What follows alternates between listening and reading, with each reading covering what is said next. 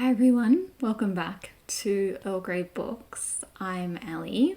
Today I'm talking through a couple of the books that I want to prioritize in 2025.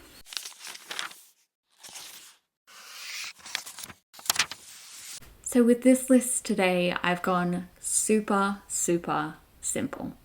I have 5 books from the last 5 years, and they're going to make up the ones that I'm trying to prioritize next year. I haven't set myself any reading goals yet. I will probably do that right at the end of the year. But I do know that I want to focus on reading some of the books that have been on my shelves for a little while, while also balancing that with reading books that haven't been on my shelves for very long. So we're going to start with 2020 and then we will work forwards. So my book from 2020, I don't have many of these left. I think I have 15 books that I bought in 2020 still unread. But I thought of the list, the one that I really should get to is Emma by Jane Austen. This is my last Austen. I have read all of her others. I think the thing with this is that I've seen multiple adaptations of Emma. And it's not my favorite. It's not my least favorite, but it's not my favorite either. And it's also kind of chunky. So I've been avoiding it. But I need to get to it. I want to get to it. But also there's something so both scary and sad about finishing all of the books from an author that you really like. So I've reread a couple Austens multiple times, but I guess once I finish this one, I can do them all again. And I can just keep doing that for the rest of my life. But first, I do need to get through Emma. Okay, 2021. Again, don't have a whole lot of books from this year.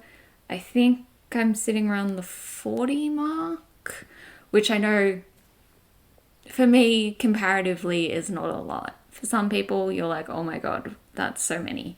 But I have some good ones from this year, but the one that I know that I really want to get through is The Amazons by Adrienne Mayor. This is Lives and Legends of Warrior Women Across the Ancient World. I love classics, ancient history, and I love my absolute favorite part of history is women's history. So I know I'm really going to enjoy this. I know I'm going to find it interesting. I've read a little bit of it before. I found it engaging enough. But again, it's kind of big. And I'm not great at reading big books, apparently. So this one, I think I might even start relatively early in the new year. Okay, 2022. This is where we start to get a couple more books left over. I think I'm more around the 65 mark here. The one I've picked is From Lukov with Love by Mariana Zapata, because I have said that I would read this many times, and every time I see it on my shelf, I'm like, oh my god, I can't wait to read that. And then I don't read it. Make it make sense. But I'm putting it on here, and hopefully I will finally pick it up. I've heard so many good things about this one, and I'm so excited to get to it. I just have to remind myself about that.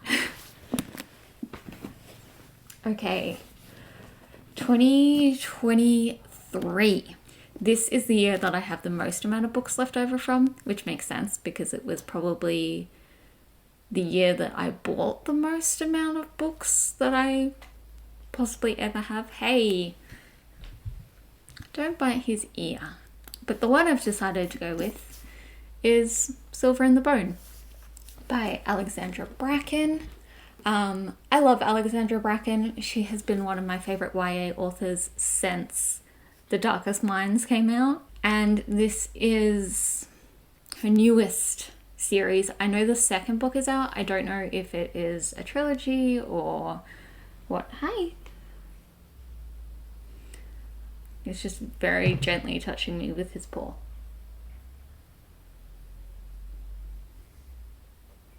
Hi. Hi. Yeah. So this gets the Arthie stamp of approval, clearly. I know this is, I think it's like Arthurian reimagining sort of thing. And I'm very excited for it.